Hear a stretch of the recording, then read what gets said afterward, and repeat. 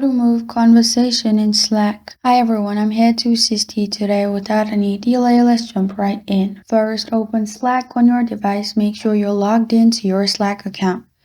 Then, go to the channel where you want to move. Now, simply click on the message you want to move.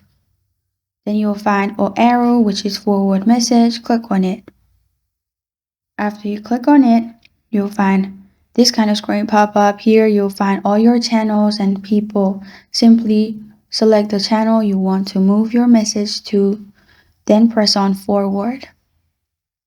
After you've pressed on forward in here, you can add extra message if you want. If not, press on forward at the bottom and you're good to go.